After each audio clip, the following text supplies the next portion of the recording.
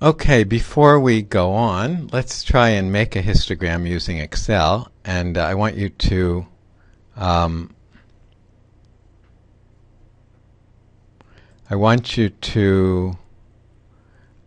submit this as part of your homework for today. Not for your homework, I'm sorry, for your in-class. So you should be able to find this by going to Google and creating a histogram in Excel 2010. And this is a Microsoft page here. So we'll look at this. Okay. No. So how to use the histogram tool in Excel. So you have to first make sure that the Analysis Toolpak add-in is installed. So you can go through the instructions here. I'll just do them here. Now, actually it's already installed on mine. I'll show you that it is installed first. No, it's not. Okay, it's not here. So I'll install it. So what you do is you go to File and Options.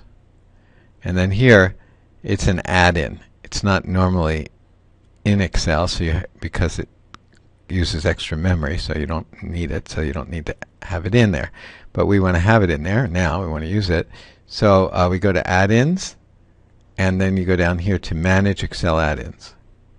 And this is the one. Now in Japanese, I don't know what it is, but this is the one, not these. And then you just click OK. And now on the Data ribbon, you have this data analysis, which wasn't there before.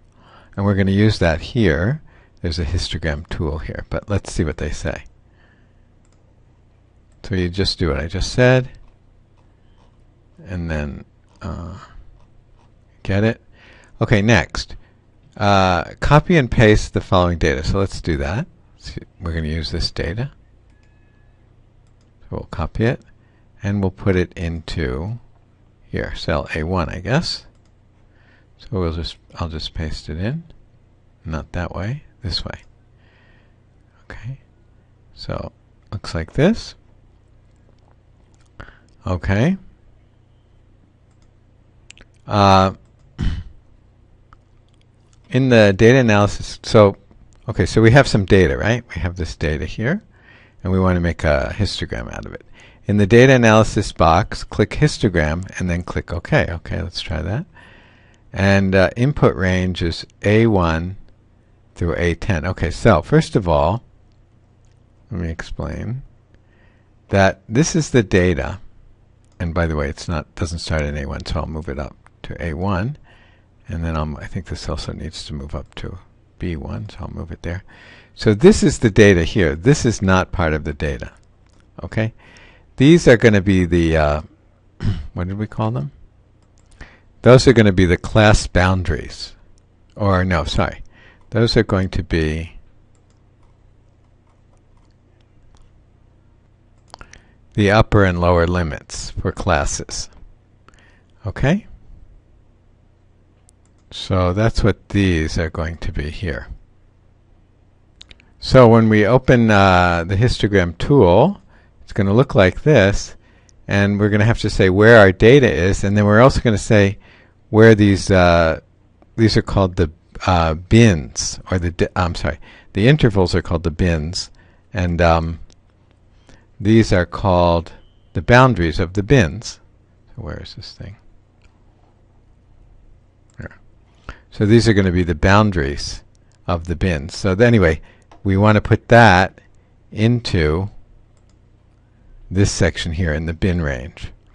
And this is the input, is the data. And we're going to do this on here, and we're going to get a chart output. Okay? And let's try and do that now.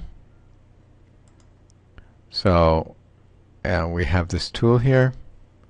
You choose histogram, click OK. You select for this data, you select here. And for the bins, you select here. And then just make sure you give chart output, and you click OK. Okay, and there's the histogram. Now they call this a histogram, but really it's a bar chart, right? According to the definition that we're using, it's a bar chart. Okay, let's go on, see if there's anything else. Okay, so that's all. So just save this sheet, save as, and give it your name, your student ID. So by your name, you should always do your family name, then your student ID, or actually you could do your family name, then your given names, then your student ID, and then call it histogram, and save it as an excel.xlsx format. Okay? And then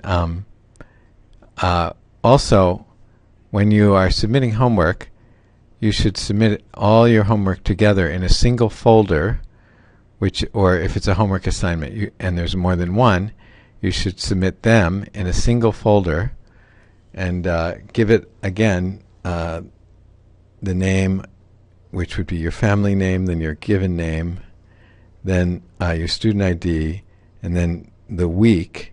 So this would be week 2 homework, or you could do homework week 2.